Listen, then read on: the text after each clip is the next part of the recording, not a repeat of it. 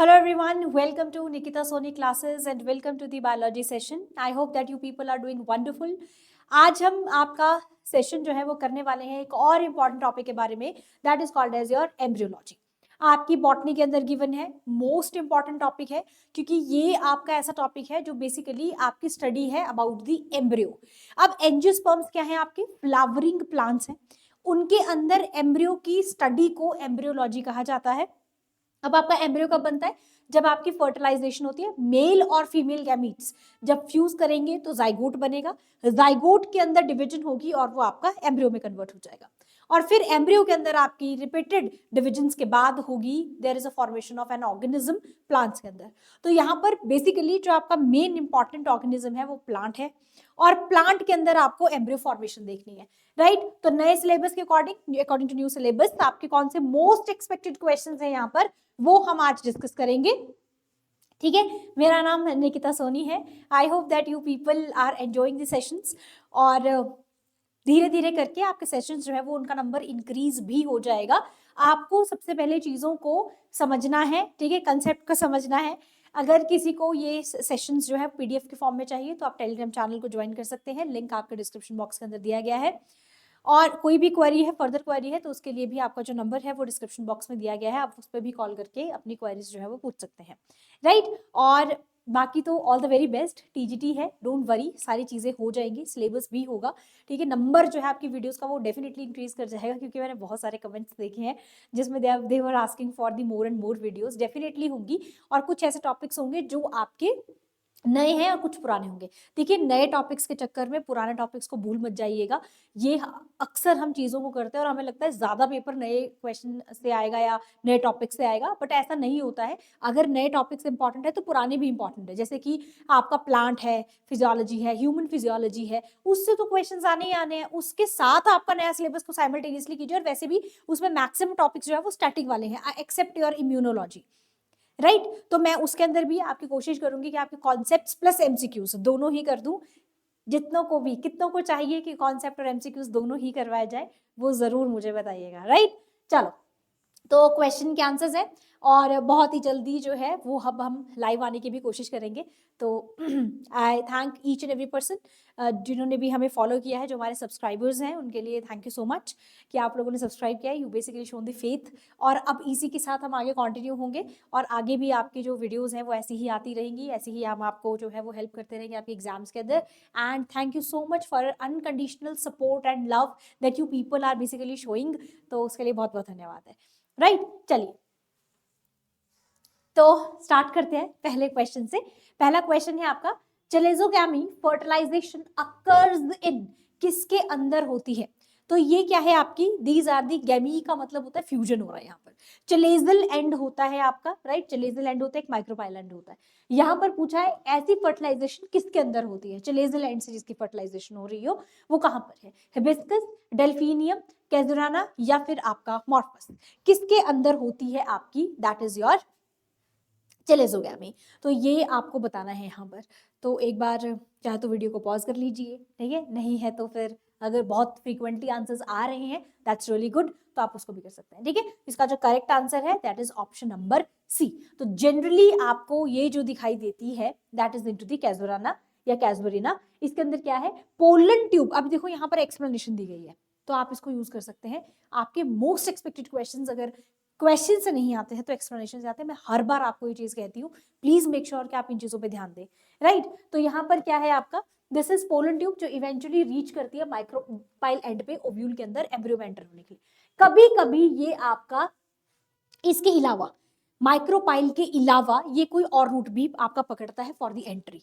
अब अगर किसी को ये वाला कॉन्सेप्ट क्लियर नहीं है तो मैं डायग्रामेटिकली आपको एक चीज समझा देती हूँ. यहाँ पर देखो, जैसे अगर मैं आपका यहाँ पर ये बना दूं आपका ओव्यूल, राइट? फीमेल गैमेटोफाइट बना रही हूं मैं यहाँ पर. These are your 3 chalazal ends, sorry antipodals, है ना? ये 3 कौन है आपके? एंटीपोडल्स है, राइट? ये हुए मेरे एंटीपोडल्स. अब यहां पर क्या है आपका? दीज आर योर 2 जिन्हें हम कहते हैं सिनर्जिड्स. 2 सिनर्जिड्स होते हैं और एक इसके अंदर मैं यहां बना रही हूं आपका एग सेल. अब इसको फटाफट क्विकली फॉर्म में आपको समझाने की कोशिश करती हूँ, जल्दी से समझ आ जाए, ठीक है। कम समय में कॉन्सेप्ट अगर समझ आ जाए उससे बढ़िया चीज और क्या हो सकती है, राइट। चलो तो यहाँ पर ये हो गया आप, और इसे कंप्लीटली सिनर्जिड और एग सेल दोनों को कंबाइंड फॉर्म में कहा जाता है एग एपरेटस। तो एग एपरेटस के अंदर दोनों चीज आती है, सिनर्जिड भी आता है और आपका एग सेल भी आता है। इसके बाद ये एंटीपोडल्स हैं, बीच में आपका सेंट्रल सेल होता है जिसके अंदर 2 न्यूक्लियस होते हैं, जिसे आप कहते हैं सेकेंडरी न्यूक्लियस, है ना। ये जनरल सा स्ट्रक्चर है, अगर आपको समझ आ जाए तो बहुत अच्छी चीज है ये, फिर तो मतलब रहा ही क्या है इसके अंदर जो समझने वाली चीज है। तो ये दोनों जो आपका सेकेंडरी न्यूक्लियस है इसका नेचर 2n होता है। जनरली बाकी जितने भी न्यूक्लियस होते हैं उनका नेचर कैसा होता है, आपका n होता है, यानी कि हैप्लॉइड है। And this one is your diploid in nature. देखो जहां भी आपको एंटीपोडल दिखेगा, जिस भी तरफ, अगर मैं यहां बना देती एंटीपोडल, अगर मैं इस तरफ बना देती एंटीपोडल, तो फिर वो चलेजल एंड होता। जहां आपको एंटीपोडल मिलेगा वहां आपको चलेजल एंड मिलेगा, वो आपका चलेजल एंड है, पहला पॉइंट। दूसरा, जहां एग सेल आपको दिखाई देते हैं, एग एपरेटस वाली साइड जो आपको दिखाई देती है, this is generally your micropyle and. और 90% केसेस के अंदर आपके जो मेल गैमीट्स होते हैं वो हमेशा माइक्रोपाइल एंड से एंटर करते हैं फॉर दी फर्टिलाइजेशन, याद रहेगा। 10% केसेस के अंदर ऐसा होता है कि कई बार माइक्रोपाइल की बजाय वो किसी और रूट से एंटर करते हैं, जैसे चिलेजल हो गया, फिर यहाँ आउटर इंटेग्यूमेंट हो गया, है ना, कहीं और से, एक्सेप्ट दी माइक्रोपाइल। तो यहां से आएगा बट एंट्री उसकी एक ही है, उसको आना हट फिर के माइक्रोपाइल पे ही है, बट उसका मेथड अलग हो सकता है। वो हो सकता है वो यहाँ से आ रहा हो घूम के, हो सकता है उसका मन कर रहा है वो यहाँ से घूम के आ रहा है, राइट। तो जहां से भी आ रहा है, आना तो उसको एग सेल के पास ही है। तो अब मैं आपको यहाँ पर बना रही हूँ आपका एग, वो मेल गैमीट्स। जैसे मान लो यहाँ से डायरेक्ट आपकी पोलन ट्यूब आती है जिसके अंदर आपके 2 मेल गैमीट्स हैं, right. These are your 2 male gametes, ठीक है। ये हुए आपके 2 मेल गैमीट्स। अब इसमें क्या होगा, एक मेल गैमीट तो जाकर, और मेल गैमीट्स का भी कैसा होगा नेचर, हैप्लॉइड इन नेचर। ये भी कैसा है, हैप्लॉइड है। तो अब केसेस क्या है, 2 चीजें हैं। एक होती है आपकी फर्टिलाइजेशन के अंदर सिनगैमी। अगर आपको यहाँ तक क्लियर है, you can take a pause. अगर कोई दिक्कत आ रही है या कोई नहीं समझ आ रहा है तो आप कमेंट सेक्शन में भी बता सकते हैं कि मुझे ये वाला पार्ट समझ नहीं आया। नेक्स्ट सेशन के अंदर I can definitely clear it, आगे जाके भी क्लैरिफाई कर सकते हैं, ऐसा कुछ नहीं है, राइट। अब देखो, ये आपका एक एपरेटस बना दिया मैंने फॉर द फर्टिलाइजेशन, की एम्ब्रियो बनता कैसे वो बता रही हूँ। तो ये चिलेजल एंड हो गया, ये मेरा माइक्रोपाइल एंड है, और बीच में मेरे सेंट्रल सेल्स है ना, डिप्लॉयड इन नेचर है ये लोग। अब क्या होगा, 2 तरीके से आपकी हमेशा फर्टिलाइजेशन होती है।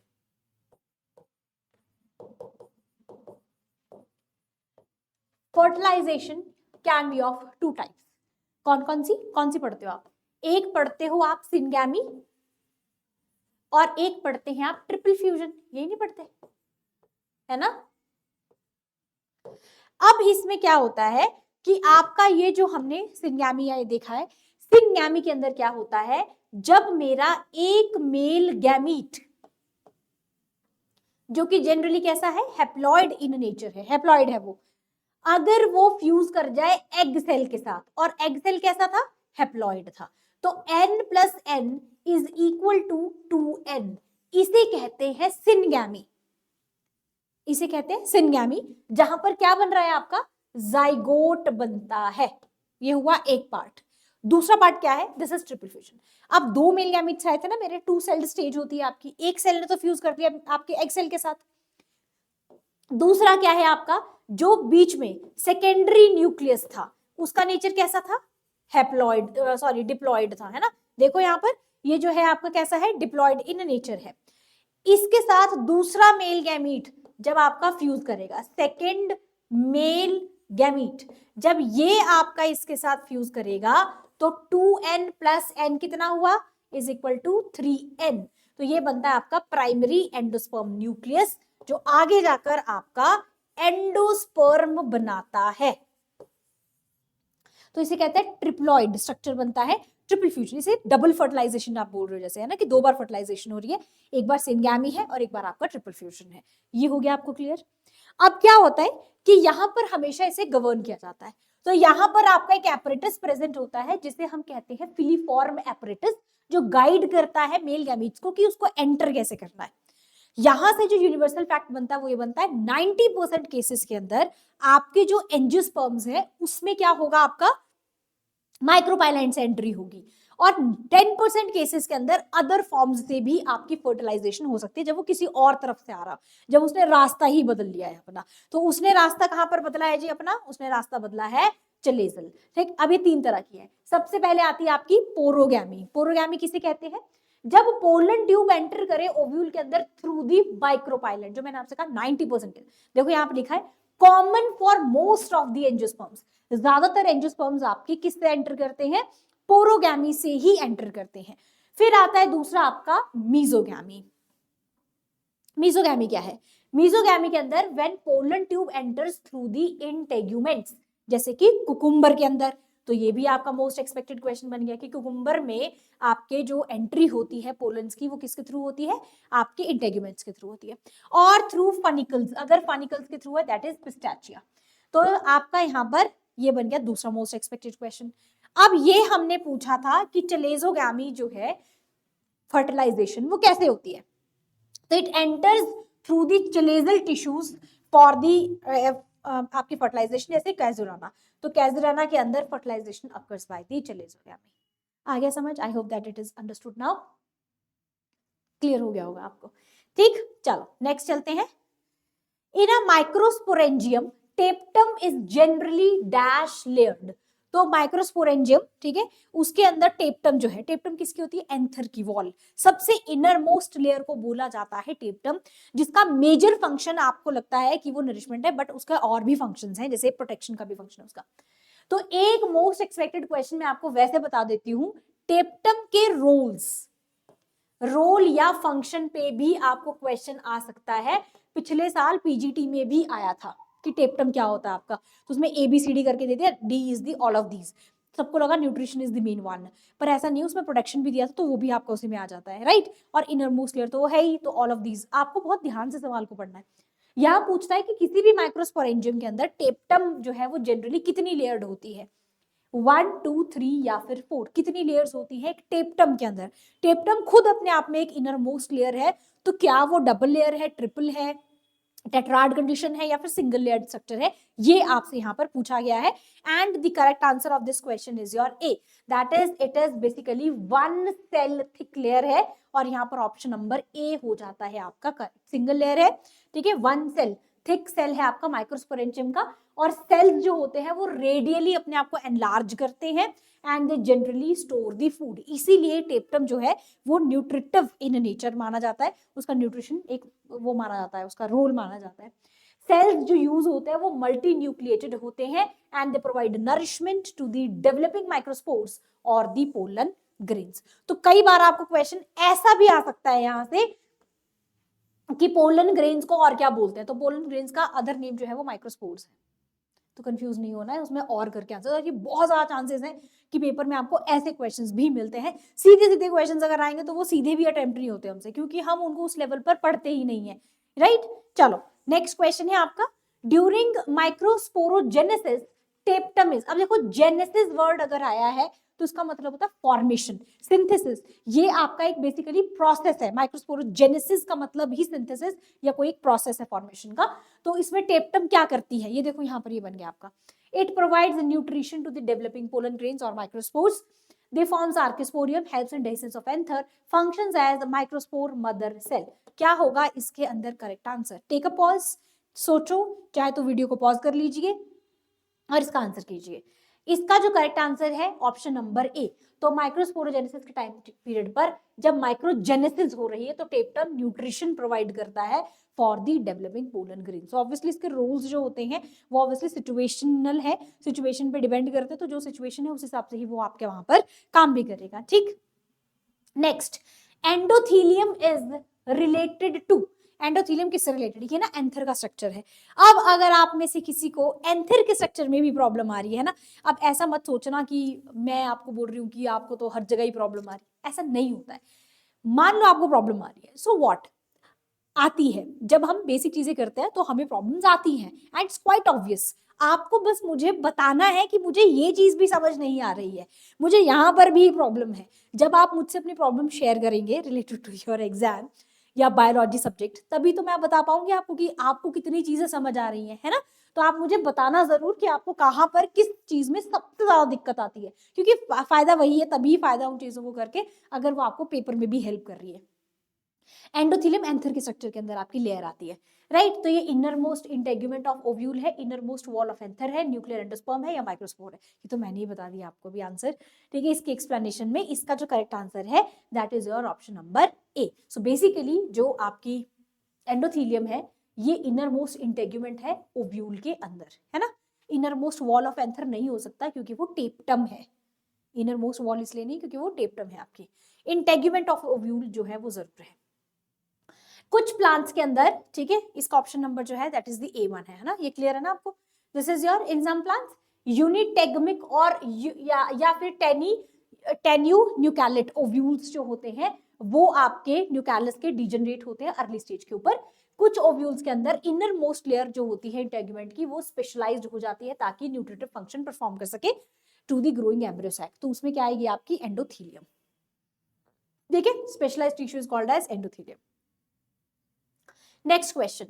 When pollination takes place between the flowers borne by two different plants, दो different plants है but on of the same species, उस प्रोसेस को क्या कहा जाता है? पॉलिनेशन क्या है? Pollination is transfer of pollen grains from anthers to the stigma. अब अगर एंथर से स्टिग्मा पे कोई चीज जा रही है that is called as pollination. तो यहाँ पर ये पूछ रहा है कि जब पॉलिनेशन होती है फ्लावर्स के बीच में, और वो फ्लावर्स कौन से हैं? Two different plants, two different plants of the same species, तो उस प्रोसेस को क्या कहा जाता है? इन क्वेश्चंस को बड़े ध्यान से करना होता है क्योंकि इसमें ना हमें ऐसा लगता है कि शायद ये बड़े नॉर्मल से वो हैं, बट ये नॉर्मल नहीं है। जिट्नोगैमी, जीनोगैमी, हैबिटिज्म या फिर आपकी क्लिस्टोगैमी, ये पॉलिनेशन। तो जो आपका हाइब्रिड और हिट्रोसिस और वो जो आपका इनब्रीडिंग डिप्रेशन है वो आपका पॉलिनेशन का ही पार्ट है, उसको भी ध्यान से सब करवाऊंगी, सब करवाऊंगी। बस आपको पेशेंस रखने हैं, इम्पेशेंट मत हो जाया करो। ये नहीं हुआ, वो नहीं हुआ, ठीक है, आई कैन अंडरस्टैंड। अब आप बोलोगे मैं, आप थोड़ी हो हमारी जगह पे, हम हैं अपनी जगह पे, आपको क्या पता लगता है? अरे पता लगता है, आई कैन अंडरस्टैंड कि प्रॉब्लम्स होती है, एकदम से सिलेबस चेंज तो बड़ी प्रॉब्लम्स आती हैं। आप समझो अगर मुझे आपके सेशंस बनाने हैं तो I also need some time, क्योंकि मैं ऐसे ही रैंडम उठ के आपका सेशन नहीं बना सकती। अगर वो सेशन आपके पेपर में हेल्प ही नहीं कर रहा है, आपके कंसेप्ट में आपको हेल्प ही नहीं कर रहा है, तो वो सेशन यूजलेस है ना। मेरे लिए तो वो यूजलेस है। मैं ये नहीं कह रही हूँ कि मैं जो यहाँ पढ़ाऊंगी वही पेपर में आएगा, ऐसा हो भी सकता है वैसे, बट ऐसा होता नहीं है। जनरली क्या होता है कि हम कॉन्सेप्ट कर रहे हैं, I am trying to make your concept more clear, कि अगर मान लो क्वेश्चन कहीं से भी आ जाए पेपर के अंदर तो आप उसे आराम से कर सकते हैं, है ना। तो ऐसा नहीं है, मतलब हेल्प हो जाती है। अगर मान लो ऐसे कोई एक्सप्लेनेशन से क्वेश्चन बन गया तो आपको वो कॉन्सेप्ट में हेल्प हो जाएगी। तो इसका जो नेक्स्ट आंसर है that is option number B. तो उसे हम क्या बोलते हैं? उसे हम कहते हैं जीनोगैमी। अब आप मुझे बताना इनके नॉर्मल नेम, नॉर्मल मतलब इसमें से कौन सा सेल्फ है और इसके अंदर कौन सा क्रॉस पॉलिनेशन। ये तो सुना है ना हमने, self pollination, cross pollination. Self pollination मतलब सेम प्लांट, और क्रॉस पॉलिनेशन किसके अंदर, किसे बोलते हैं आप? Cross pollination. इसमें से कौन सा क्रॉस पॉलिनेशन का पार्ट है और कौन सा सेल्फ पॉलिनेशन का, ये आप मुझे बताएंगे, ठीक है। Question number 5। चलो next question is when pollen of a flower pollinates the stigma of the another flower of the same plant, the process is called as। तो जब पोलन जो है एक फ्लावर का वो पॉलिनेट करता है stigma of the another flower of the same plant, the process is called as cross pollination, self pollination, geitonogamy या जीनोगैमी। ये ऐसे क्वेश्चंस है जो किसी ना किसी पेपर में डेफिनेटली आए हुए हैं, they will definitely gonna help you. इसका जो करेक्ट आंसर है that is option number C. तो अगर वो स्टिग्मा सेम है, सेम प्लांट है, तो उसे हम जिट्नोगैमी कहा जाता है। स्पेशल स्टेज है आपकी सेल्फ पॉलिनेशन की, फाउंड इन दी, और ये किसमें मिलती है आपको? जनरली कुकुरबिटा के अंदर। तो मान लो अब यहीं से क्वेश्चन बन गया कि geitonogamy is basically expressed in, तो आपके ऑप्शंस होंगे उसमें कुकुरबिटा दिया होगा। This is your most expected question for 2025। ऐसे ही बनते हैं सवाल। Cross pollination in crop plants are also known as, क्या बोलते हैं क्रॉस पॉलिनेशन को? आधी चीजें तो यहाँ भी क्लियर हो जाएंगी। Autogamy, allogamy, cleistogamy, chasmogamous. तो ये तो फ्लावर्स की ओपनिंग और क्लोजिंग एक आपकी क्लिस्टोगैमस, कैस्मोगैमस। ऑटोगैमीज, ऑटो मींस अपने आप, तो आई थिंक वो आपकी क्या बन जाती है, self, hence the answer is option number B. देखो ऐसे निकलता है आंसर। तो अभी मैंने आपको क्या चीज बताई है, how to attempt the question. मुझसे पूछा क्रॉस पॉलिनेशन जो होगी क्रॉप्स के अंदर, उसको आप क्या बोलोगे। और पहला ऑप्शन है ऑटोगैमी, देखो गैमी गैमी गैमी गैमी मतलब फ्यूजन है, तो ये तो सब में सेम है। ऑटो का मतलब हुआ सेल्फ, अपने आप हो जाता है, तो ये तो क्रॉस पॉलिनेशन बोल रहा है। क्रॉस पॉलिनेशन सेल्फ तो होती नहीं है, क्रॉस पॉलिनेशन में तो आपके पोलन को एक जगह से दूसरी जगह जाना पड़ेगा, तो ये तो नहीं होगा। क्लिस्टोगैमी अगर होता है, क्लिस्टोगैमी और chasmogamous they are open and close flowers, ठीक है, और ये जनरली आपको सेल्फ पॉलिनेशन में मिल जाएगा। क्लोज है तो सेल्फ पॉलिनेशन ही होगी, ओपन है तो there are chances to get cross pollination, but there are chances to get pollination, उसमें क्रॉस पॉलिनेशन हमेशा ये जरूरी नहीं है। आंसर क्या बचा आपका, allogamy. This is how you can attempt the question as well, ऐसे भी आप अटेम्प्ट इसको कर सकते हैं। Hypanthodium is present in which type of flower, किस फ्लावर में हाइपेंथोडियम आपको मिलता है। हाइपोगाइनस, एपिगाइनस, पेरिगाइनस या एपी हाइपोगाइनस। देखो ये जो तीन चीजें हैं ये ओवरी की पोजीशन के ऊपर है। These are the terms given on the basis of ovary position with respect to calyx, corolla, ठीक है, कैसे हैं आपके उसके अकॉर्डिंगली ओवरी कैसे है, ऊपर है सुपीरियर है तो उसे बोलेंगे आप हाइपोगाइनस, इंफीरियर है तो एपिगाइनस, हाफ इंफीरियर है तो पेरिगाइनस, ये देख लीजिएगा, है ना। तो इसका जो करेक्ट आंसर है that is option number B. तो ये it is always present in the epigynous flowers, और यहाँ पर मैंने दी है इसकी एक्सप्लेनेशन, आप चाहे तो इसे भी रीड आउट कर सकते हैं। So I am not wasting on time to get like reading the PPT, तो ये तो सही भी नहीं होगा, आप इसे एक बार देख लीजिएगा। कंसेप्ट मैंने आपको बता दिया। कोकोनट फ्रूट क्या है, कोकोनट एक नट है, नटलेट है, ड्रूप है या फिर कैप्सूल है, ए बी सी या फिर डी। कोकोनट, एक जो कोकोनट होता है, कोकोनट है ना, नारियल, वो किसका एग्जाम्पल है आपका, नट का, नटलेट का, ड्रूप का या कैप्सूल का। Correct answer is option number C, so it's a drupe, right. Drupe क्या है, एक फ्रूट है with a hard stony covering जिसके अंदर सीड होता है। तो अगर किसी को ड्रूप नहीं क्लियर तो यहाँ से ड्रूप क्लियर हो जाएगा आपका, right. Coconut fibrous one seeded drupe है जिसे हम ड्राई ड्रूप भी कहते हैं, तो जरूरी नहीं है ड्रूप लिखा हुआ, ड्राई ड्रूप भी लिखा हो सकता है। Fleshy fruit developing from either or many of the fuse carpels, ठीक है, बहुत सारे सीड उसके अंदर हो सकते हैं। एपिकार्प, एंडोकार्प, मीजोकार्प, ये आपकी लेयर्स होती है। कोकोनट वाटर इक्विवेलेंट होता है एंडोस्पर्म के, आपने देखा होगा कि वो ट्रू एग्जांपल है। पेरिस्पर्म इज रेमिनेंट ऑफ, किसका रेमिनेंट है पेरिस्पर्म, न्यूकैलस, एंडोस्पर्म, इंटेगुमेंट या कॉटिलिडन्स, ए बी सी या फिर डी। हाँ जी, सोचो सोचो, मतलब पॉज कर लेना, अभी तो क्या ही सोचो, पॉज करो, देखो क्वेश्चन को, देखो एनालाइज करो अपने आप, अपना जितने भी कॉन्सेप्ट्स उनको रिवाइज करो, फिर आंसर देखना कि आपका सही है या नहीं है। इसका जो correct answer that is option number A, तो it is a remnant of nucleus, ठीक है। न्यूट्रिटिव टिश्यू आपका जो है ये प्रेजेंट होता है जो बेसिकली एम्ब्रियो को एनक्लोज करता है। In embryo sac filiform apparatus is found in, कहाँ मिलता है आपको फिलीफॉर्म एपरेटस, अभी मैंने आपको एक्सप्लेन किया था। एक्सेल, सेंट्रल, एंटीपोडल या फिर सिनर्जिड, कहाँ मिलेगा एम्ब्रियो सैक के अंदर, ये फिलीफॉर्म एपरेटस इज फाउंड इन। इसका जो करेक्ट आंसर है ऑप्शन नंबर डी। तो सिनर्जिड स्पेशल सेलर थिकनिंग होती है आपकी, ठीक है, माइक्रोपाइलर टिप पे होते हैं जिसे आप फिलीफॉर्म कहते हैं। एक्सेल तो हो ही नहीं सकता क्योंकि एक्सेल से तो एंट्री होगी। एंटीपोडल और सिनर्जिड जो एंटीपोडल्स हैं आपके, दूसरा क्या ऑप्शन था, let me remind. Central cell तो वैसे भी उसमें होता है, ये तो वैसे भी नहीं हो सकता, सेंट्रल सेल तो बीच में है ना। तो फिलीफॉर्म तो हमने क्या बोला, फिलीफॉर्म एपरेटस गाइडेंस करता है किसको, मेल गैमेट्स को to enter into the female gametophyte for the fertilization. Egg cell तो खुद फर्टिलाइजेशन में, ये तो ये गाइड थोड़ी करेगा फिलीफॉर्म एपरेटस। एंटीपोडल चलेजल एंड पे, वो तो बिल्कुल दूसरी दिशा में रह गया, हमारी तो पोलन ट्यूब आई माइक्रोपाइल से, तो क्या बचा आपका synergid cell. Answer is option number D. I hope कि आपको समझ आ रहा है how to basically eliminate the incorrect one and getting the correct one answer. Next question, monosporic type of embryo sac development found in, किस में मिलती है, पॉलिग्नम, एडोक्सा, पेपरोनिया या फिर आपके एलियम। मोनोस्पोरिक टाइप किस में मिलेगा आपको, मतलब एक स्पोर जो होता है फंक्शनल होता है उसमें, megaspore, it will be functional, तो वो मिलता है आपको option number A, that is your into the polygonum में, ठीक है। तो it's into the monosporic 8 nucleate polygonum के अंदर है, 4 न्यूक्लियट वाला आपका इनोथेरा के अंदर है। ये आपके मोस्ट एक्सपेक्टेड क्वेश्चन है, तो हो सकता है आपको यहाँ से क्वेश्चन आ जाए, ठीक है। पीपीटी आपको मिल जाएगी, क्वेश्चंस आपको डेफिनेटली मिल जाएंगे, टेलीग्राम चैनल के ऊपर मिलेंगे, तो आपको टेलीग्राम चैनल को ज्वाइन कर लेना है, ठीक है, if you want these kinds of questions PDF form में। ठीक, चलो, which is a bisporic type of embryo sac. Bisporic क्या है एम्ब्रियो सैक में? पॉलीगनम, इनोथेरा, एलियम या फिर एडोक्सा। अब पॉलीगनम तो मेरा हो गया है, ये भी हो गया, तो वैसे भी नहीं होगा क्योंकि तो मोनोस्पोरिक है। अब बच्चे आपके सी और डी। ठीक है, अब अंटी वट्टी नहीं करना है। इसे बायस्पोरिक को हम एक और नाम से जानते हैं, that is called as allium type. तो allium type embryo sac obviously it will be found into the allium as well. मतलब बायस्पोरिक होते हैं दो फंक्शन, बाकी एक आधा फिर से डीजनरेट हो जाता है, आगे जाके एक ही फंक्शनल रहता है आपका। इसमें दो हैप्लॉइड न्यूक्लियाई होते हैं बायस्पोरिक के अंदर। Due to the absence of cytokinesis और सेल प्लेट फॉर्मेशन की वजह से सेकंड माइटोटिक डिवीजन नहीं हो पाती है, और आपकी second mitotic division, meiotic division होती है। मेगास्पोर जो माइक्रोपाइल के अंदर होगा, बिल्कुल नजदीक होगा, it will undergoes the programmed cell death. आप मुझे कमेंट करके बताएंगे प्रोग्राम्ड सेल डेथ को क्या बोलते हैं? The process of programmed cell death is called as, क्या बोलते हैं उसे? और फिर बाद में सिंगल फंक्शनल मेगास्पोर जो है आपका एक्टिवेट रहता है। अब आपके मोनोस्पोरिक और बायस्पोरिक में आपने एक चीज देखी होगी, एंड में रहता एक ही फंक्शनल है।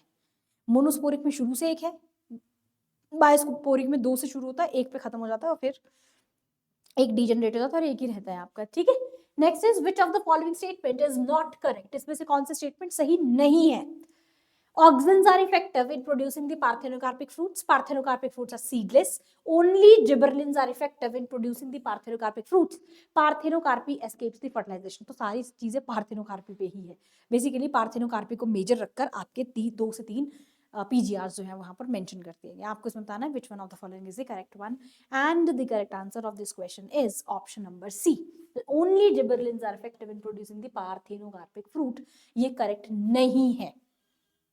जिबरलिन प्लांट हार्मोन है जो इन्वॉल्व होता है वेरियस बायोलॉजिकल प्रोसेसेस के अंदर। प्लांट ग्रोथ रेगुलेटर है, प्रमोट करता है seed germination, elongation, leaf, fruit and सेरेसम।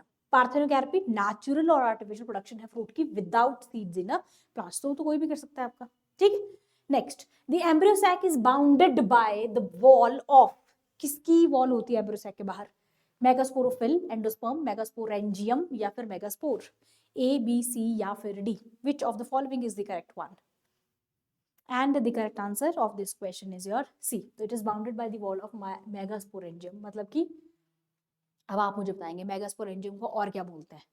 ऐसे ही रिवीजन होता है, ऐसे ही रिवीजन हो सकता है, तो आप जरूर बताइएगा। अगर ऑन द स्पॉट आपको आंसर आ रहा है, देख के भी बता सकते हो, ऐसा कुछ नहीं है। चीटिंग करके भी बता दोगे तो भी कुछ नहीं होगा। बात मेरी सिर्फ इतनी है कि at the end of the session अगर आपको ये सारी चीजें दिमाग में बैठ गई है, फिर आप चाहे गूगल कर रहे हो चाहे आप कहीं से देख रहे हो, आपको तो क्लियर हो गई ना वो चीजें, आपको तो क्वेश्चन पेपर में वो हेल्प ही करेगा, राइट? चलो, तो इसका आंसर ये आपका बन जाता है। Development of anther in angiosperms is, कैसी डेवलपमेंट होती है एंजियोस्पर्म्स की, एंथर की एंजियोस्पर्म्स के अंदर? लेप्टोस्पोरेंजिएट, यूस्पोरेंजिएट, ग्रेट या फिर आपकी ग्रेडेट या सिंपल? ये ना ऐसा होता है ग्रुप ऑफ इनिशियल्स, एक सेल से बन रहा है, 2 सेल से बन रहा है, ग्रुप से बन रहा है, किससे डेवलपमेंट होती है एंथर की? And the correct answer is your option number B. तो इसके अंदर यूस्पोरेंजिएट है, मतलब कि लार्ज स्पोरेंजियम डेवलप होता है मेनी इनिशियल सेल्स। यू का मतलब बहुत सारे, लेप्टो का मतलब एक सेल जब आपका आगे जाकर डेवलपमेंट करता है। Germination of pollen grains on the stigma is called as, pollen grain की जर्मिनेशन को क्या बोलते हैं? Autogamy, in Situ, in vivo या in vitro? In vitro laboratory का मतलब होता है, और अगर ये नेचुरल है तो ऑब्वियसली इसे क्या बोलेंगे? Option number C, that is in vivo. In vivo use किया जाता है जब कोई प्रोसेस नेचुरल हो, इन विट्रो तब करते हैं जब वो लैबोरेटरी के अंदर हो। तो हम बोलते हैं नॉर्मली जब वो रैप का तो कैसे स्टार्ट करता है वो? Absorption of nutrients. Nemec phenomenon is the occurrence of, this is the most expected question, ये आपको इस बार आ सकता है पेपर के अंदर। नेमिक phenomenon जो है वो किसकी occurrence है? embryos inside the pollen grains, prothelial cells inside the pollen grains, pollen embryo sac या double pollen grains। अगर आपको ये चीजें नहीं समझ आ रही तो पहले आपको एम्ब्रियोलॉजी समझना होगा, है ना? तो एम्ब्रियोलॉजी पढ़ सकते हो आप, इसके बाद पढ़ सकते हो, उसके बाद भी पढ़ सकते हो, ऐसा कुछ नहीं है। ऑप्शन नंबर सी, तो it is the occurrence of pollen embryo sac. ठीक है, it is the occurrence of pollen embryo sac, that is option number C. अब मुझे बार बार देखना पड़ता है whether the statement is correct और नॉट, तो this is the correct answer. Functional megaspore in an angiosperm develop into, किस में डेवलप होता है function? Ovule, endosperm, embryo sac या एम्ब्रियो? आई बिलीव कि यहां तक आते आते तो आपको इसका आंसर डेफिनेटली पता चल गया होगा, कि इसका आंसर देख के समझ आ जाएगा। फंक्शनल मेगास्पोर आगे जाकर आपको ऑब्वियसली क्या करेगा? फर्टिलाइजेशन करेगा, and the answer is option number C, that is embryo sac. ठीक है, ये आपका एम्ब्रियो सैक बनेगा। जिसके अंदर मेगास्पोर मदर सेल्स जो होंगे, मेगास्पोरेंजियम किसे कहते हैं, ओव्यूल को कहा जाता है।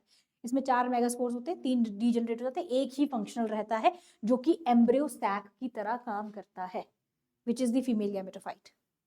Edible part of ripe mango, mango का एडिबल पार्ट मॉर्फोलॉजिकली देखने में कैसा है, एपिकार्प, मीजोकार्प, पेरिकार्प या एंडोकार्प, ए बी सी या फिर डी। इसका जो करेक्ट आंसर है that is option number B, तो इट्स मॉर्फोलॉजिकली मीजोकार्प। ठीक है, edible part of mango is fleshy thalamus, fleshy mesocarp, seed and endosperm. या तो ये दूसरा पार्ट है, दूसरे तरीके से भी आपको क्वेश्चन आ सकता है। अब ये तो बहुत ही सिंपल है, अभी पीछे तो किया है question, and the correct answer is option number B, that is fleshy mesocarp. ठीक है, middle part. Polyembryony was first observed in, सब पॉली मतलब एक से ज्यादा जब एम्ब्रियो बनते हैं तो सबसे पहले किस में देखी गई थी, सिट्रस, मैग्नीफेरा, ओपुंशिया या फिर आपका कोकस।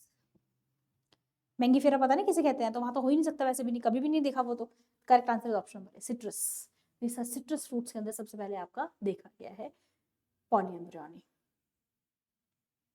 elongated internode of thalamus between calyx and corolla is known as, internode calyx और corolla के बीच में, calyx किसे कहते हैं, calyx है आपका सेपल्स, ठीक है, ग्रीन पार्ट होता है फोटोसिंथेसिस के लिए। कोरोला को हम कहते हैं पेटल्स फॉर द पॉलिनेशन, और कलर्ड पार्ट होता है। इन दोनों के बीच में जो इलोंगेटेड एरिया होता है उसे क्या कहेंगे, इंटरनोड। अगर इलोंगेट हो जाए, एंड्रोफोर, एंथोफोर, गाइनोफोर या कॉर्बोफोर। तो इसमें आपके बेसिकली जो ऑप्शंस है ना, एक में आपका सिर्फ स्टेमन यूज हुआ है, एक में आप एक में आपका फीमेल है, एक मेल है, एक में मेल फीमेल दोनों है, एक के अंदर कार्पल्स है। तो इसका करेक्ट आंसर क्या बनेगा, correct answer of this question is your B, that is called as your anthophore. Father of Indian plant embryology is, कौन है इंडियन प्लांट एम्ब्रियोलॉजी के, this is again the most expected question. Birbal Sahni, RP Roy, MOP Iyengar या फिर Panchanan Maheshwari, A B C या फिर D. Indian father of Indian plant embryology, physiology नहीं है, embryology है, and the correct answer option number D. ठीक है, अयंगर जो है ही is called as the father of Indian phycology. Phycology को क्या बोलते हैं, क्या होता है फाइकोलॉजी, बताना। फादर ऑफ प्लांट अनॉटमी है आपके ग्रीव। RP Roy Indian chemical biologist है, and of course the biochemist and the scientist at the National Institute of Immunology, तो इम्यूनोलॉजी के साइंटिस्ट है। Homework question is herkogamy is found in, herkogamy किसके अंदर होता है, हर्कोगैमी मैं आपको और बता देती हूँ, this is the kind of your, जब सेल्फ पॉलिनेशन को अवॉइड कर रहा होता है तो प्लांट्स आपके डाइक्लिनी, हर्कोगैमी, सेल्फ फर्टिलिटी, ऐसी चीजें ऑप्शंस जो होते हैं वो आपके इन्वॉल्व होते हैं।